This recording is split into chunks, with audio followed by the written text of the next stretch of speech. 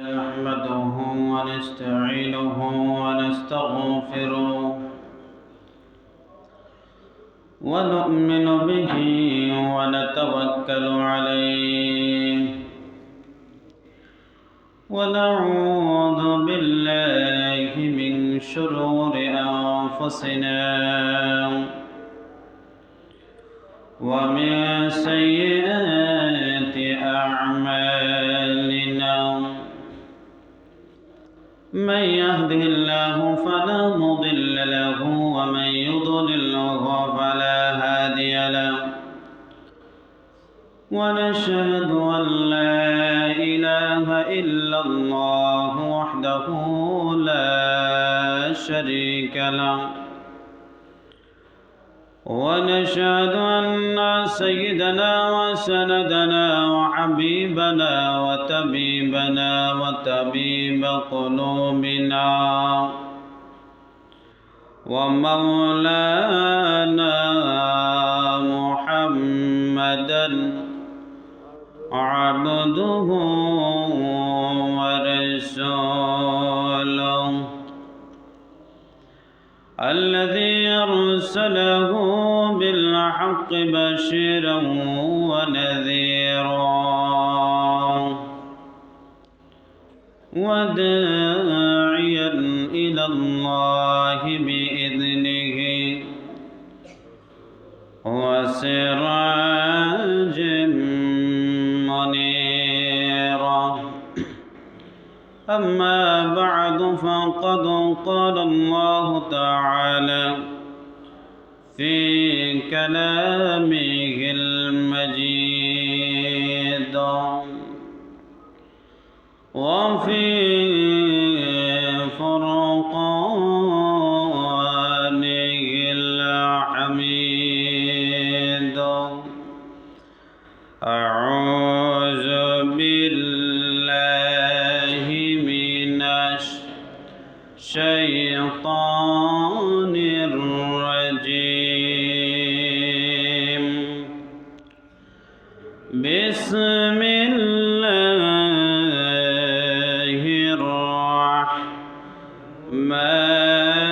الرحمن الرحيم ومن أراد الآخرة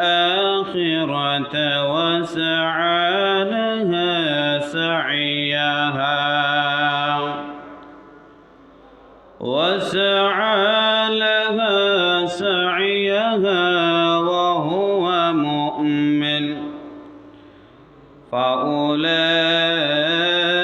فأولئك كان سعيهم مشكورا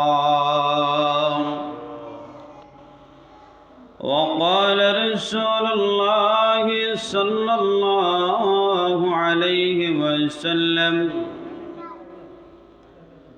أخلص دينك يكفيك العمل القليل أو كما قال عليه الصلاة والسلام صدق الله العظيم وصدق رسوله النبي الكريم ونحن على ذلك لمن الشاهدين والشاكرين والذاكرين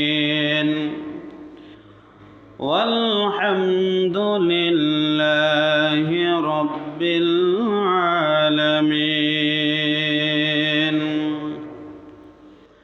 إن الله وملائكته يصلون على النبي يا أيها الذين آمنوا صلوا عليه وسلموا تسليما مرحبا درود إبراهيم اللهم صل على محمد وعلى آل محمد كما صليت على إبراهيم وعلى آل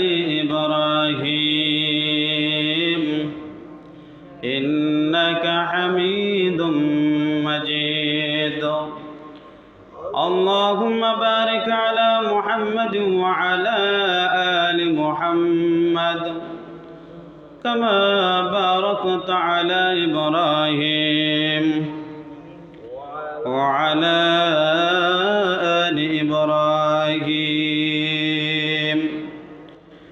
إنك حميد مجيد السلام عليكم ورحمة الله وبركاته ওয়ালাইকুম আসসালাম ওয়া রাহমাতুল্লাহি ওয়া বারাকাতুহু। আল্লাহ পাকের দরবারে অসংখ্য অগণিত শুকর ও সুজুদ যে আল্লাহ পাক অত্যন্ত দয়া করে, মায়া করে, মহাব্বত করে আল্লাহর গড় শ্রেষ্ঠ জায়গায় আল্লাহ পাক আসার এবং বসার তৌফিক দিয়েছেন। তাই আমরা অন্তঃস্থল থেকে মহাব্বতে জুড়ে সরে বলি আলহামদুলিল্লাহ। আলহামদুলিল্লাহ। আজকে হলো শাবান মাসের 1 তারিখ। কি মাসে? শ্রাবণ মাসের 1 তারিখ। আর মাত্র গণ্যা 29 দিন আছে রমজানের। কতদিন? 29। এক মাস। শেষ রমজান। আমাদের মধ্যে আর 1 মাস আছে। আমরা রমজানের জন্য কতটুকু প্রস্তুতি নিলাম, এটা আমাদের অন্তর, আমাদের মনের সাথে আমরা প্রশ্ন করার দরকার। যে আয়াত তেলাওয়াত করেছি কুরআনুল কারীমের মধ্যে, সূরাতুল বনী ইসরাইল, কুরআনুল কারীমের 17 নম্বর সূরা, 15 নম্বর পারা, 3 নম্বর পৃষ্ঠার 2 নম্বর লাইন থেকে আমি তেলাওয়াত করেছি। আমরা আগে জানি অনেকে আছে একটার পরেও মসজিদ আয়া ঢুকে, আয়া না এরকম? বেশিরভাগ মানুষ বর্তমানে, বেশিরভাগ মানুষ অলস। অলস বোঝেননি? মানে যদি কোন 10টার সময় আইব, 11টার সময়। কারণ আমাদের দেশের নিয়ম নীতি এখন বর্তমানে উল্টা পাল্টা চলতেছে। উল্টা পাল্টা কীভাবে? হুজুরের উল্টা পাল্টা চলন যেত না, আমরা চললে অসুবিধা নেই। বোঝানোর কথা আপনারা বিশ্বাস করেন নাই? হুজুরে চলন যেত না, কিন্তু আমরা চললে অসুবিধা নেই, হুজুরে চললে অসুবিধা। আমি বাংলাদেশের যত মেল দেখছি, যত জায়গাত দেখছি, মেল বুঝেননি, দরবার যত জায়গাত গেছি, যদি টাইম দেয় 9টা 11টার সময়, বিশ্বাস করেন না? এই সময় কোনো বেড়ার আমি দেখছি না কইতে, এই চেয়ারম্যান এত দেরি হলো কেন? বুঝেন নাই কথা? এরকম আমি দেখছি না কোনো বেড়ারে কইতে। কিন্তু যদি নামাজের প্রতি 20-এর পরে 21 হয়ে যায়, হুজুর টাইম কটা বাজে? বুঝেন নাই কথা? এরকম আছে নি? কারণ হলো হুজুর রে বেতন দেয়, চেয়ারম্যানকে তো আর তারা বেতন দেয় না। বিশ্বাস করেন আপনারা? তার জন্য অনেক মানুষ আপনার হুজুরদের সাথে বেয়াদবি করে, আলেমদের সাথে। 2 নাম্বার হলো মসজিদে আসলে, সর্বপ্রথম যদি মসজিদে আসেন, আল্লাহর রাসূল বলেছেন একটা উট যদি কোরবানি দেওয়া হয়, কোরবানি দিলে যে সওয়াব, মসজিদে সর্বপ্রথম আসলে এই পরিমাণ সওয়াব আল্লাহ দিয়া দেয়। বুঝতে পারছেন? তাহলে আমরা সর্বপ্রথম হলো হুজুরগণ, নিজেগণ, বিভিন্ন ফ্যামিলি বিষয় হোক, কথাই থাকতে হবে। হুজুরদের ক্ষেত্রে এক কথা, আমার ক্ষেত্রে অন্য কথা, আবার জনগণের ক্ষেত্রে অন্য কথা, এরকম চলবে না। সবার কি এক সুতায় থাকতে হবে, এক মাপে থাকতে হবে। আপনার কথা আর হুজুরের কথা না। আপনার চলাফেরা আর হুজুরের চলাফেরা না। হুজুর কি আসমান থেকে নামাইছে? হুজুরের তো মানুষই, আপনিও মানুষ। সবার কথা সমান থাকলে তাকে বলা হয় মুমিন। তাকে কি বলে? মুমিন বলে। যে আয়াত তেলাওয়াত করছি 15 নম্বর পারা, 3 নম্বর পৃষ্ঠার 2 নম্বর লাইন থেকে আল্লাহ সূরা বনী ইসরাইলের মধ্যে বলেন সর্বপ্রথম, وَمَنْ أَرَادَ الْآخِرَةَ وَسَعَى لَهَا سَعْيَهَا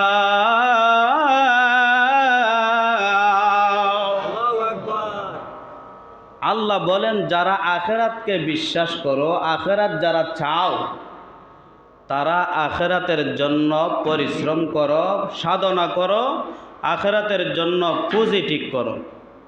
আখিরাতের জন্য পুঁজি ঠিক করো, এটা কার কথা? আল্লাহর কথা। 1 নম্বর হলো কি? আখেরাতের জন্য পুঁজি ঠিক করতে হইব। আখেরাতের পুঁজি কি? নেক আমল। আখেরাতের পুঁজি কি? নেক আমল। নেক আমল।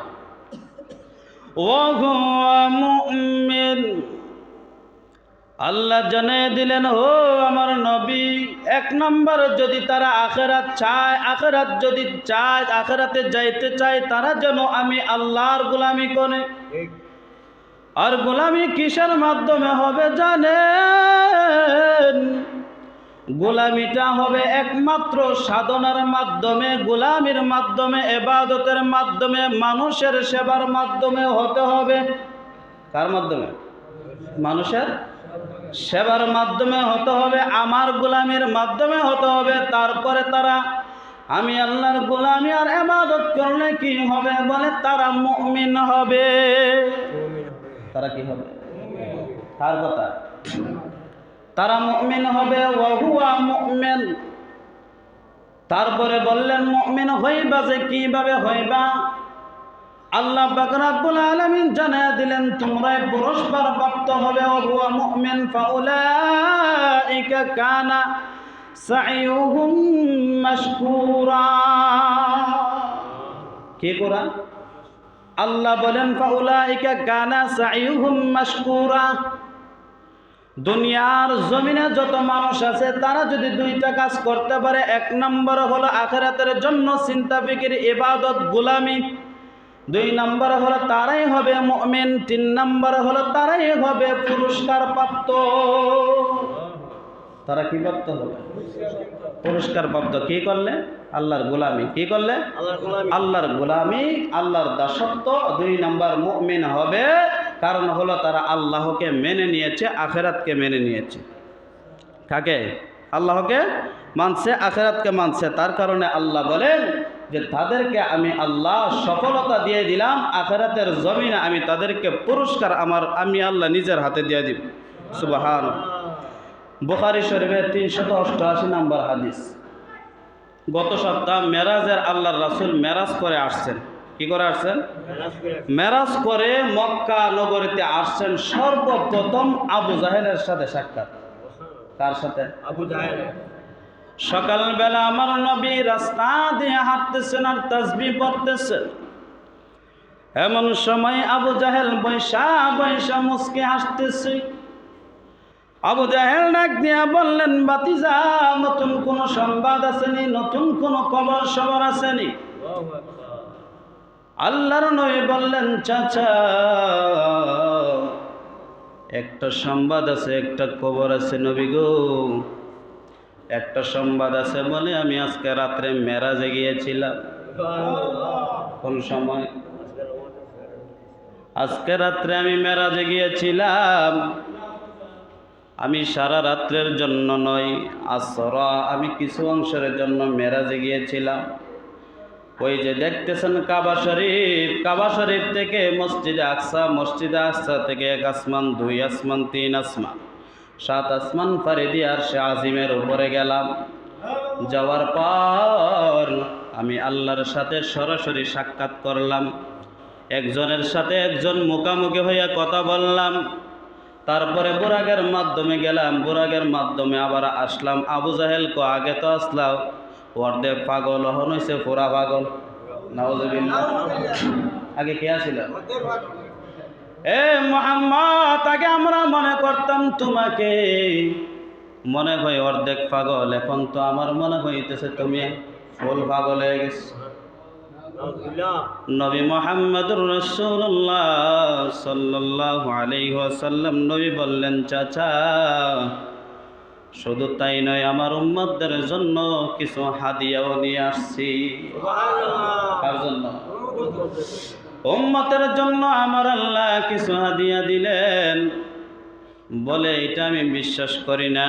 বলে আমি আবু জাহেলের সামনে যে কথাগুলা বলতেছ, কুরাইশ বংশের যারা আছে সবাই যদি ডাক দেই, সবার সামনে কি কথাগুলা বলতে পারবা? আর নবী বললেন, চাচা, আমি শুধু কুরাইশ বংশ নই, দুনিয়ার সবার সামনে আমি বলতে পারব। নবী আমার যে ডাক দিয়া বলার পরে আবু জাহেল সকল কুরাইশ বংশদেরকে ডাক দিয়া বললেন, কুরাইশ বংশর সবাই শুনো, আমি মনে করতাম মুহাম্মদ মনে হয় নতুন পাগল হয়েছে, হালকা পাতলা, এখন দেখি পুরা হাফ মেন্টাল হয়ে গেছে, পুরা মেন্টাল হয়েছে। তার কথা শুনো, তার আগে একজন কাফের রে পাঠাইছে, যাও আবু বকর রে গিয়া বলো মুহাম্মদ পাগল হয়ে গেছে।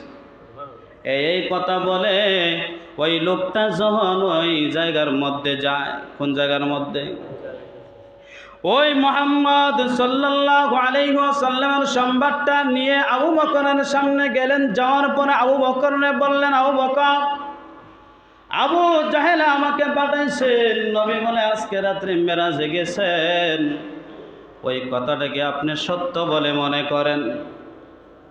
আবু জাহেল যারে পাঠাইছে হযরত আবু বকর রাদিয়াল্লাহু তাআলা আনহু বললেন, হে আবু জাহেলের শামসা শুনো,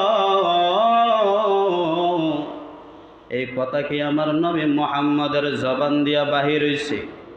ওই কথা কি নবী মুহাম্মদ বলছেন? বলে হ্যাঁ নবী মুহাম্মদ বলছেন। বলে আমি আর নবী মুহাম্মদের মুখ থেকে শুনতে চাই না, ওই কথা আমি আবু বকর বিশ্বাস করে নিলাম। কি করে নিছে? বিশ্বাস করে নিয়েছেন আমার আল্লাহ। সাথে সাথে আসমান থেকে ডাক দিয়া বললেন, আবু বকর,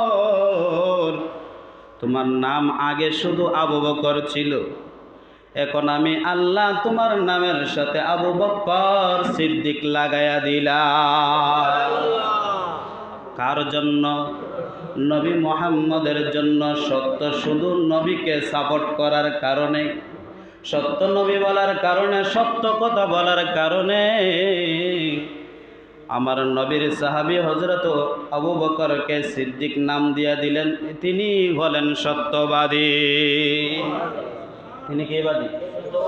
তিনি হলেন সত্যবাদী। হযরত ওমর রাদিয়াল্লাহু তাআলা আনহু ছিলেন, হযরত আবু বকর ছিলেন, সকল সাহাবীরা কুরাইশ বংশের সবাই মক্কার সামনে দাঁড়ায় গেলেন।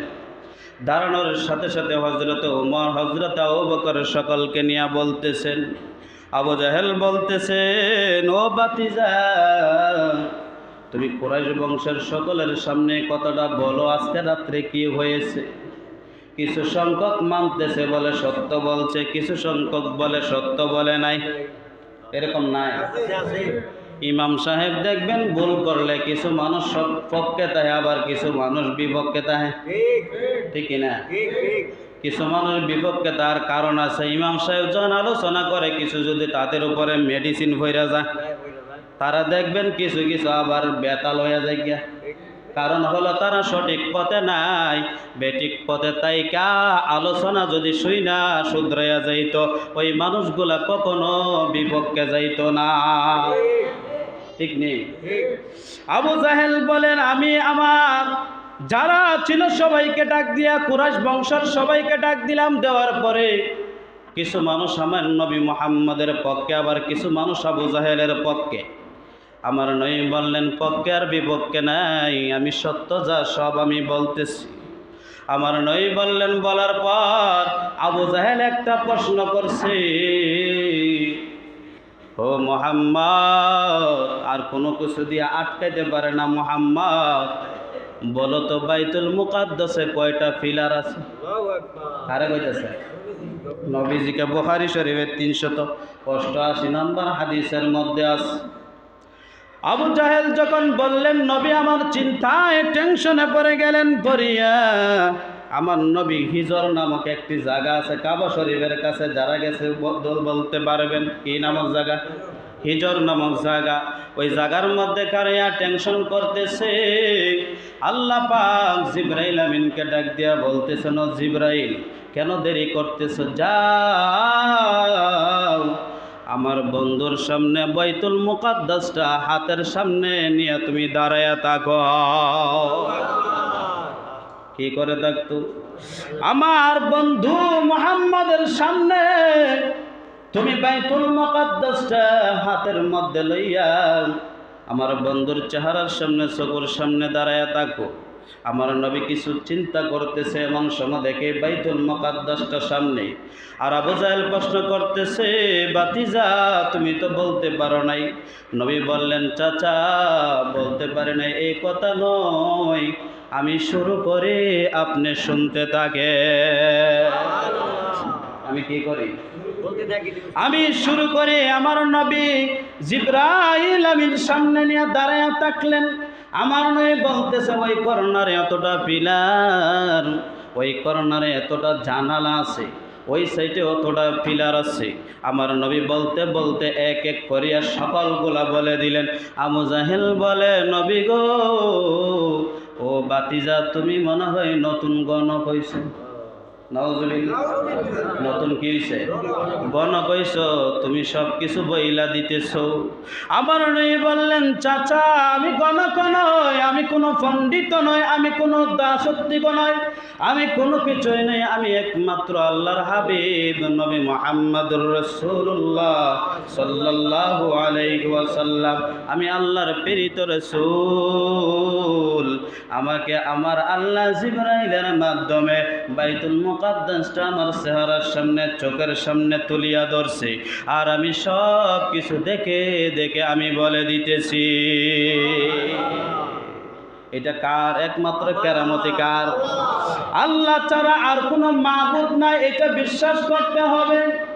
আল্লাহর নবী বললেন, যখন বললাম শুধু একদল মানুষ বিশ্বাস করে আর একদল বিশ্বাস করে না, আমি বিশ্বাস করাইতে যাইয়া একদল কাফেরকে ডাক দিয়া বললাম, ও কাফেরের দল শুনিয়ে নাও, আমি যখন মেরাজে গেলাম একটি জায়গার মধ্যে একটি চামড়ার ব্যাগ ছিল, তোমরা হারিয়ে ফেলেছিলে। ওই ব্যাগ থেকে আমি নবী কিছু পানি পান করেছিলাম। ওই মরুভূমির মধ্যে আমি যখন গেলাম, যে সংখ্যক মানুষগুলা কাফেরগুলা মরুভূমির মধ্যে রাত্রে অবস্থান করেছিল, ওই মানুষগুলা বলতেছে, মুহাম্মদ যা বলতেছো সব কিছু সত্য বলতেছো। কি বলতেছে? যা বলতেছো সত্য বলতেছো। কারণ হলো আমরা ওই রাত্রে ওই জায়গার মধ্যে মরুভূমির মধ্যে গেলাম, যাওয়ার পরে একটা চামড়ার ব্যাগ কিছুক্ষণের জন্য হারিয়ে ফেলেছিলাম, ওইটা আবার কিছুক্ষণ পরে ফিরে পেয়েছিলাম। নবী আমার বললেন, আমি যখন প্রাণ করতেছিলাম তখন তোমরা চোখের আড়াল হয়ে গিয়েছিল। এটা হলো আল্লাহর নবীর মুআজিজা। এটা কি? আল্লাহর নবীর মুআজিজা। একটা ঘটনা বলি, তিনটা কথা বলবো। কয়টা? তিনটা। সাহাবীরা ছিল কি, হইল কি, তাদের ভিতরে ঢুকছে কি, তাদের ভিতরে ঢুকছে কি, আগে ছিল কি? ওই জামানাত নারী লোভী ছিল, ওই জামানার মধ্যে জুয়া ছিল, মাদক ছিল, সকল ধরনের জিনা ব্যভিচার অন্যায় অত্যাচার ছিল। ওই জামানার ভিতরে নবী আমার যে জামানার ভিতরে সবচেয়ে খারাপ মানুষ ছিল, ওই জামানার ভিতরে সবচেয়ে বড় নবী আমার আল্লাহ পাঠিয়ে দিয়েছে। সবচেয়ে বড় কি? যে জায়গার ভিতরে সবচেয়ে বড় রোগী আছে, ওই জায়গার মধ্যে ছোট ডাক্তার গেলে বলি, ডাক্তার কি লাগবো? ডাক্তারও বড় লাগবো। রোগী যত বড়, ডাক্তার এর থেকে বড় হতে হবে, না হলে রোগ ধরার মতো কোনো ক্যাপাসিটি থাকে না। ঠিক তেমনি ভাবে নবী বললেন, ওই জামানার ভিতরে এক পয়সার লেগে মানুষে খুন করত, এক পয়সার লেগে মানুষে একবারে শেষ করে দিত, হাহাকার শুরু হয়ে যেত। মানুষকে জিন্দা দাফন দিত, মেয়ে ছেলেকে দাফন দিত, মা ছেলেকে বিবাহ করত, ছেলে মাকে বিবাহ করত। ওই অন্ধকার জামানায় সাহাবীরা কেমন ছিল, কেমন হইল, তাদের ভিতরে কি ঢুকলো, দরকার আছে না নাই? একজন সাহাবী ছিল, তার নাম ছিল আমের, সাঈদ ইবনে আমের আল জুমাহি রাদিয়াল্লাহু তাআলা আনহু। হযরত ওমর বলুন তো, নরম না গরম? সবাই করে। হযরত ওমর নরম না গরম? গরম। ওমরের সামনে কেউ জোরে কথা বলতে পারে না, আর কথা বলার সাহসও সকলের নাই। হযরত ওমরের সামনে সাঈদ ইবনে আমের আল জুমাহি ডাক দিয়া বলতেছেন, ও ওমর, আমার আল্লাহ তোমাকে রাষ্ট্রীয় দায়িত্ব দিয়েছে, সুন্দর করে যদি ঠিকঠাক মতে আদায় না করতে পারো, আল্লাহর দরবারে তুমি কি নিয়ে দাঁড়াইবা? কে বলতেছে? সাধারণ একজন সাহাবী হযরত ওমর বলতেছেন, দেখবেন মানুষ যত সৎ কথা দেখবেন তত ঠস ঠাস করে কথা কয়, ঠিক কিনা? মানুষ যত কি সৎ থাকে, ভিতরে সাহস থাকে, অসৎ যদি থাকে দেখবেন ভিতর থেকে কথা ডিমডিমিয়া বাইর, ঠিক কিনা? আর যদি সৎ থাকে দেখবেন 100 জনের সামনে দাঁড়ায় সঠিক কথা বলে, ঠিক কিনা? 1000 মানুষের সামনে দাঁড়ায় সঠিক কথা বলে। সাঈদ ইবনে আল জুমাহি রাদিয়াল্লাহু তাআলা আনহু ওমরকে বললেন, ওমর আপনি ঠিকঠাক মতে কিন্তু বিধান পালন করবেন, ওই রাষ্ট্রের প্রধান আপনি হয়েছেন, খলিফা হয়েছেন, ওইগুলা সুন্দর মতে আদায় করবেন। হযরত ওমর বলতেছেন, আমি শুধু একলা আদায় করব কেন, তুমিও আমাকে একটু সহযোগিতা করো। সাঈদ ইবনে আমির আল জুমাহি বলতেছে, কি করতে হবে? বলে, তোমাকে আমি হিমস রাষ্ট্রের মধ্যে, সিরিয়ার মধ্যে আমি গভর্নর বানাইয়া পাঠাইতে চাই। কোন রাষ্ট্রের মধ্যে? সিরিয়ার মধ্যে পাঠাইতে চাই। সাঈদ ইবনে আল জুমাহি ওই সিরিয়ার মধ্যে বাণিজ্যিক শহর ছিল, পৃথিবীর ভিতরে যত রাষ্ট্র আছে সব দেশের ভিতর থেকে সব জায়গায় উন্নত রাষ্ট্রের নাম ছিল সিরিয়া। ওই যুগের মধ্যে কি সিরিয়া? বলুন তো, যে জায়গা ধনী, গভর্নর ধনী হওয়ার কথা না গরিব হওয়ার কথা? কন্যা সবাই কন্যা, ধনী হওয়ার কথা না গরিব হওয়ার কথা? ধনী হওয়ার কথা। কারণ হলো, ধনী হইলে আমাদের দেশের মানুষ যদি একটু মেম্বার হইতে পারে, তাহলে দেখা যায় সব কিছু লুটপাট কইরা শেষ কইরা লাই। আর ওই জায়গার গভর্নর সাঈদ ইবনে আমির আল জুমাহি রাদিয়াল্লাহু তাআলা আনহু বলেন, আমাকে যখন গভর্নর বানায়া পাঠাইলো, কিছুদিন পরে কিছু লোক উমরের কাছে আসলো। সিরিয়ার থেকে, হিমস নামক রাষ্ট্র থেকে, ওই শহর থেকে আসছে কিছু লোক উমরের কাছে, কিছু গপসপ করলো, কথাবার্তা বলল। বলার পরে হযরত উমর তাদেরকে বলল, তোমাদের সিরিয়া হিমস যে একটা শহর আছে, ওই শহরের আশেপাশে যত অসহায় গরিব মানুষ আছে, একটা লিস্টি আমারে দাও। কি দাও? একটা লিস্টি আমারে দাও। আমি বাইতুল মাল থেকে, বাইতুল দুসর থেকে আমি কিছু বরাদ্দ দিতে চাই। হযরত ওমরের কথা শুনে তারা একটা লম্বা একটা লিস্ট দিছে। দেখবেন মানুষ, দেখবেন অনেক সময় যদি কিছু পায়, দেখবেন বড় করে একটা লিস্ট ধরে দেয়, 14 গোষ্ঠীর নাম তুললা। বিশ্বাস করেন না? একজনের নাম যদি কয়, বলে একটা লিস্টি দিও, আগে তার 14 গোষ্ঠীর নাম দেয়, এরপরে বাহিরে যা। বিশ্বাস করেন না? আগে তারটা আগে ঢুকায়, তারপরে তো বাহিরে দিন। ওই লোকগুলা লিস্টের মধ্যে এক এক করে 2, 3, 4 করে হাজারের মতো আপনার লিস্টের ভিতরে ঢুকাইছে। ঢুকানোর পরে হযরত ওমরের হাতের মধ্যে লিস্টিটা ধরাইয়া দিছেন। হযরত ওমর তাকায় দেখে লিস্টির প্রথম নাম হলো সিরিয়ার হিমসের গভর্নরের নাম। কার না? তারা ছিল কি আর হইল কি, মধ্যে ঢুকলো কি? একবার চিন্তা করে দেখবেন তারা ছিল কি? 1 পয়সার জন্য মানুষরে কোন করত? নিজের মেয়েকে হত্যা করত, নিজের মাকে বিবাহ করত, মেয়েকে বিবাহ করত। ওই বর্বরার যুগে, অন্ধকার যুগের মানুষ কত সতর্ক হয়েছে।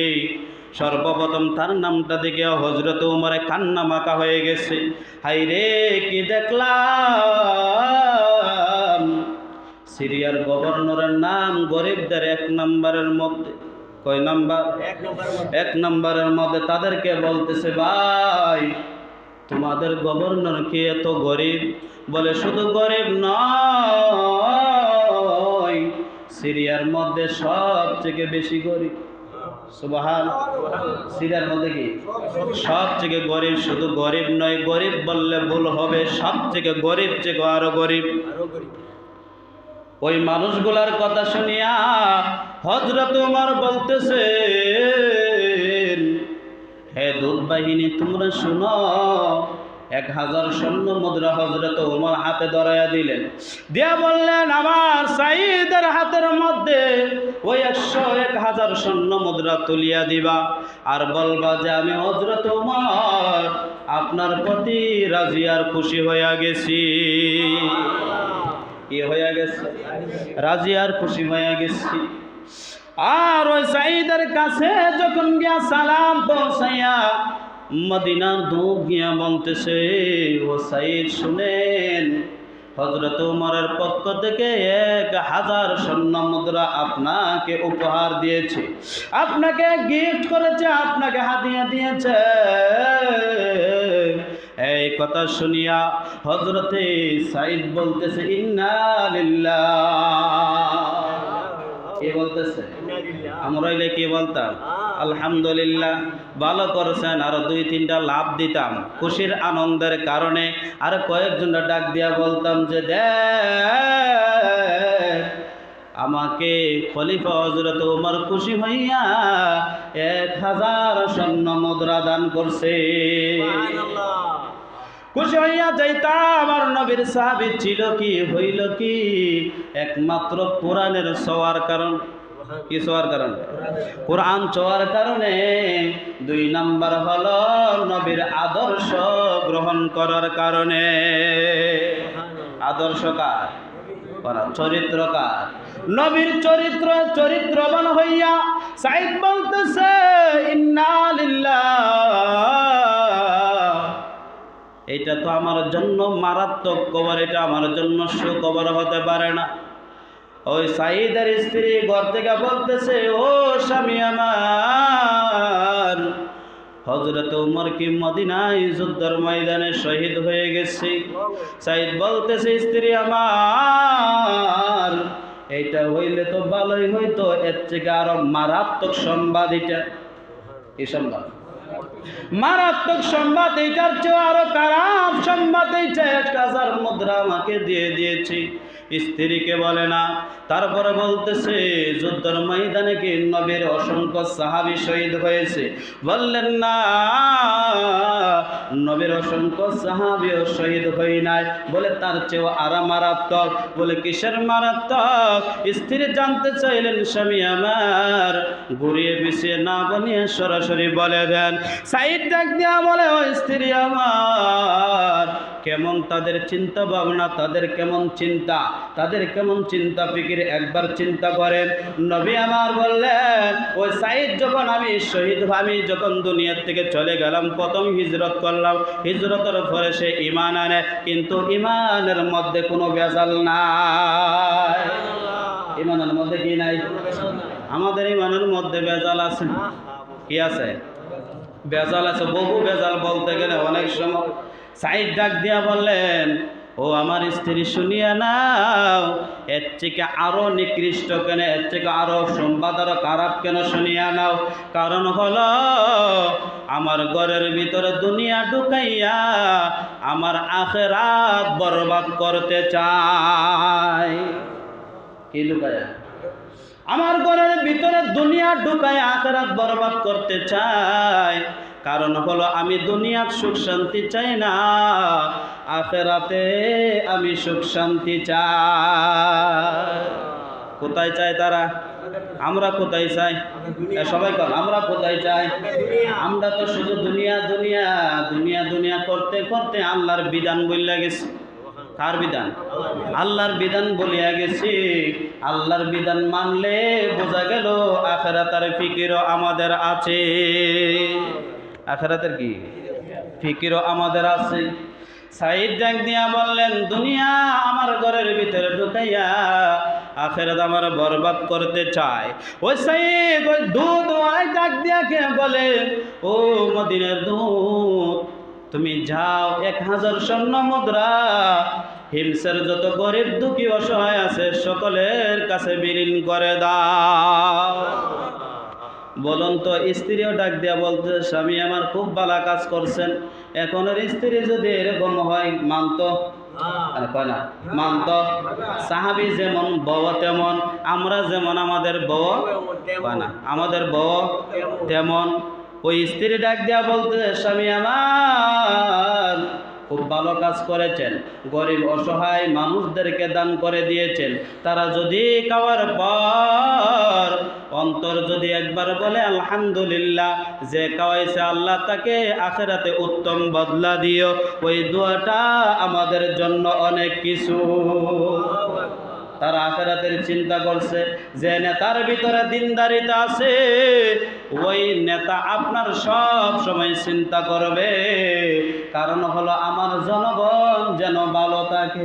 ঠিক বোঝা নাই কথা? ঠিক ঠিক আমার কি থাকে? জনগণ যেন ভালো থাকে।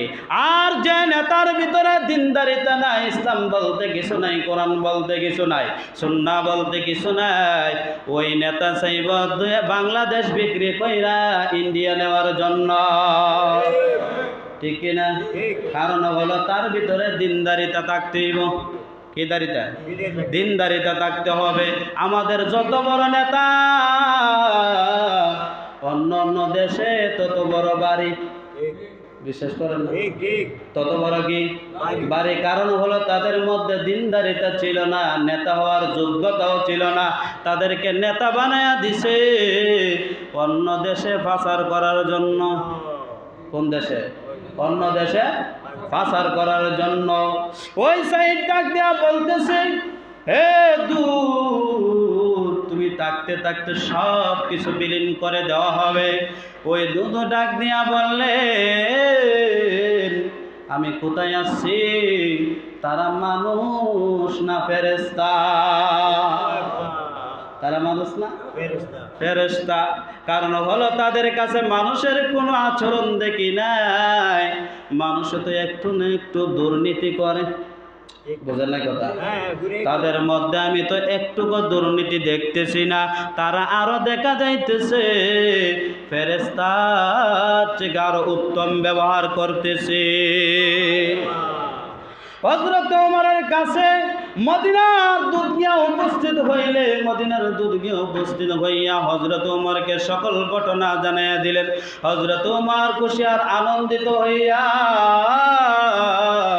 মদিনার দুধকে বলেন, হে দুধ, তাড়াতাড়ি কইরা একটা কাফেলা বাহির করো, আমি আমার সাইদকে দেখার জন্য যাব।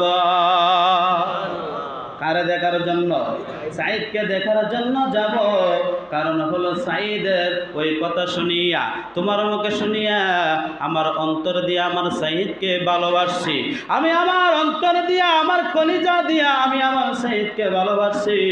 কারণ হলো সাইদরে আমাকে এক নজর দেখার জন্য আমি হাজার কি হাজার মাইল হাঁটতেও আমি প্রস্তুত। ঠিক কিনা? দুনিয়ার ভালোবাসার মধ্যে ভেজাল আছে, কিন্তু সাহাবীদের ভালোবাসার মধ্যে কোনো ভেজাল ছিল না। ঠিক কিনা? এখন ভালোবাসার মধ্যে ভেজাল। আল্লাহ পাক রব্বুল আলামিনের ভালোবাসার মধ্যে কোনো ভেজাল নাই। আল্লাহ বলেন, কোন বান্দা যদি আমি আল্লাহর জন্য পাগল হয়ে যায়, আমি আল্লাহ তার জন্য পাগল হয়ে যায়। ফাযকুরুনি আযকুরুকুম ওয়াশকুরুলি ওয়ালা তাকফুরুন। কোন বান্দা যদি আমাকে স্মরণ করে, আমি আমার বান্দাকেও আমি স্মরণ করি। আল্লাহ বলেন, কোন বান্দা যদি আমার হয়ে যায়, আমি আমার বান্দার হয়ে যাই। দেখবেন অনেক মানুষ আছে সকিনার জন্য পাগল, কিন্তু সকিনারে না ভাইয়া জরিনারে ভা আছে না না? কারণ হলো এ দুনিয়ার ভালোবাসার মগ্ন হয়ে গেছে। আল্লাহ বলেন, আমাকে যারা ভালোবাসে আমি আল্লাহকে একবার না একবার পাবে। কারা পাইব? আল্লাহরা পাইব কি না? পাবে। কারণ হলো আল্লাহকে ভালোবাসার মতো ভালোবাসতে হবে, আল্লাহর পথে চলতে হবে, আল্লাহর রাস্তায় চলতে হবে। আল্লাহ যেন আমাদের সবাইকে এই আলোচনাতে কিছু বুঝার এবং শিক্ষণীয় আমল